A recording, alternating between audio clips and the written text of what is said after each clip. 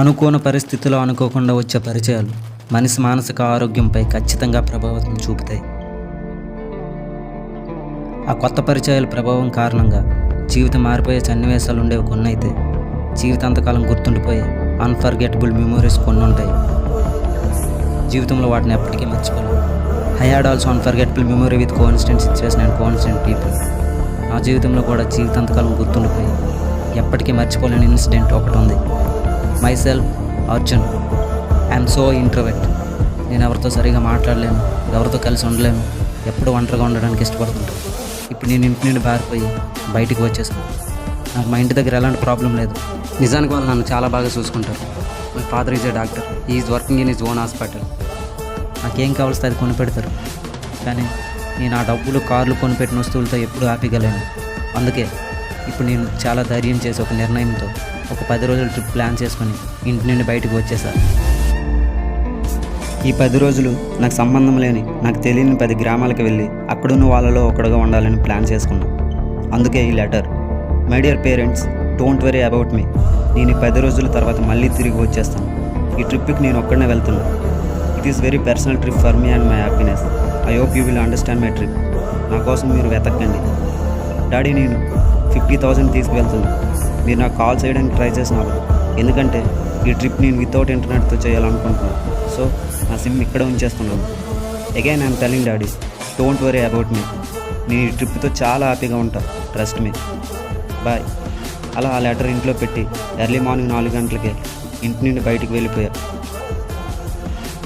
నా జీవితంలో కూడా అన్ఫర్గెటబుల్ మెమొరీ, ఒక గుర్తుండిపోయే ఇన్సిడెంట్ ఉందని చెప్పా కదా, అది ఈ 10 రోజుల ప్రయాణమే. This is very special trip in my entire life. ఈ ప్రయాణాన్ని నేను ఎప్పటికీ మర్చిపోలేను. ఈ 10 days ట్రిప్లో 4th డే నా జీవితాంతకాలం గుర్తుండిపోయే రోజు. Never forget that 4th day in my life. My dear viewers, నా ఈ 10 రోజుల ప్రయాణం, ఈ ప్రయాణంలో 4వ రోజు గురించి మీతో షేర్ చేసుకోవాలనుకుంటున్నాను. ఇంట్రోవర్ట్ను కదా, ఇట్లా ఇండైరెక్ట్గా మీతో షేర్ చేసుకుంటున్న నా ప్రయాణాన్ని మీ పెద్ద మనసుతో రిసీవ్ చేసుకుని వింటారని ఆశిస్తున్నాను. మనకు నచ్చిన, మనకిష్టమైన ఏదైనా ఒక పనిని చేయాలనుకున్నప్పుడు ధైర్యం చేసి ముందుకు వచ్చి ముందడుగు వేస్తే ఆ ఫీలింగ్ మనకు చాలా హై ఇస్తుంది. Now I'm feeling very high because I had done that first step.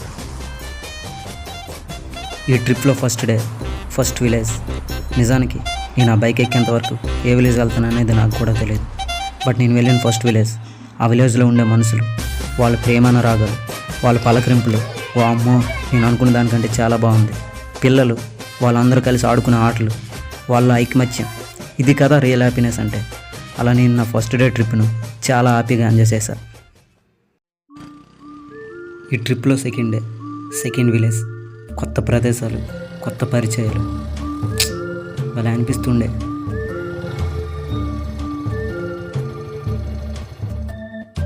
ఎక్కడికి తెలియదు బ్రో. ఆడవాళ్ళ డబ్బులు తీసుకున్నారా బాబు? మామూలు కొడుతున్నాను. ఎక్కడికి తెలీదు. ఏటే తెలీదా? ఎక్కడ తాగట బాబు? సరే ఎక్కడ తీసుకెళ్ళాలి అదేం చెప్పు. నీ ఇష్టం బ్రో, ఎక్కడికైనా పర్లేదు. నా ఇష్టమా? రెంటే తీసుకుపోతే వస్తాం మరి. రెడ్ లైట్సా? నో, కంటి చూపుకి మంచిది కాదు బ్రో, పాడైపోతాయి. ఓ రే బాబు, ఎలాగ అర్థమైందా? అవును, ఆ రెడ్ లైట్ ఏరియా మీదేనా బ్రో? నాదేరా, నాదే. తెలీదా నీకు? బిజినెస్ చేస్తున్నా, వెళ్ళి కస్టమర్స్ అసలు లాస్ ఉండదు. ఓ మై దేవుడా, మేము త్వరగా ఏంటి? అవును బ్రో, నాకు కొంచెం మెంటల్ ఉంది.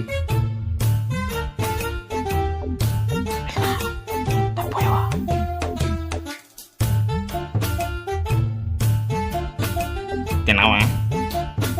లేదు. ఆకలి అవుతుందా? అవును బ్రో. మా ఇంటికి తీసుకుపోతా, బండి ఎక్కు. ఎంత ఆగుతున్నావు ఏంటో. అవును బెదరా, నీ పేరేంటి? అర్జున్. నీ పేరేంటి బ్రో? రాంబాబు బెదరా. రాంబాబు, అంటారు. Good hearted person. ఇంతకుముందు నాకు పరిచయం లేని మనిషి.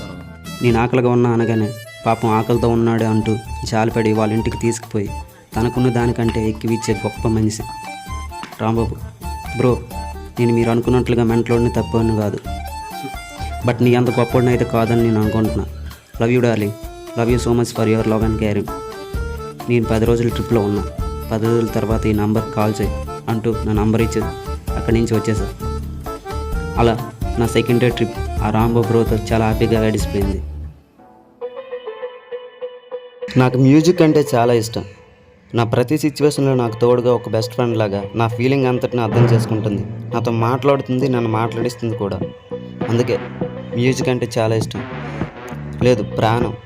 I'm a big fan by music. మీలో ఎవరైనా మ్యూజిక్ లవర్ ఉంటే I'm belongs to ever category. నాకు ఎప్పుడు విలేజ్ అట్మాస్ఫియర్లో ఉండాలనిపిస్తుంది. విలేజ్లో ఉంటూ ఆ మనుషులతో తిరగాలనిపిస్తుంది. జెన్యూన్గా న్యాచురల్గా ఉండే వాళ్ళతో పరిచయం పెంచుకోవాలనిపిస్తుంది. నాకు ఎప్పుడు విలేజ్ అట్మాస్ఫియర్కి దగ్గరగా ఉంటూ నేచర్తో ఫ్రెండ్షిప్ చేయాలనిపిస్తుంది. నా లైఫ్లో ఇద్దరు ఫేవరెట్ పర్సన్స్ ఉన్నారు. First one my daddy, second one Ajay అన్నయ్య. Is my favourite person ever. Is very simple and genuine గా. ఈ నా దృష్టిలో ఒక హీరో. ఈ నేమ్ గుర్తుంచుకోండి, జస్ట్ నోట్ ఇట్. ఈ నేమ్ ఈ 10 రోజుల ట్రిప్లో నన్ను చాలా ఇంపాక్ట్ చేసింది.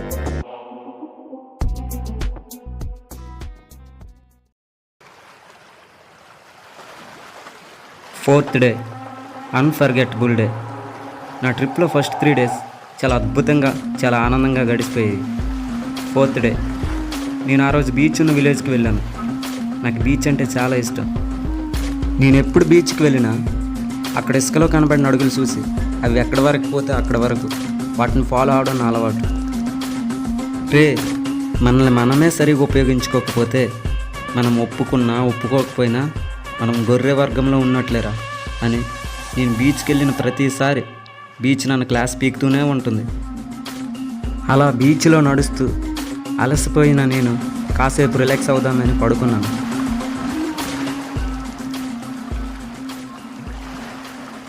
నేను పడుకుని లేచేసరికి అక్కడ నా బ్యాగ్స్ కనబడటం లేదు.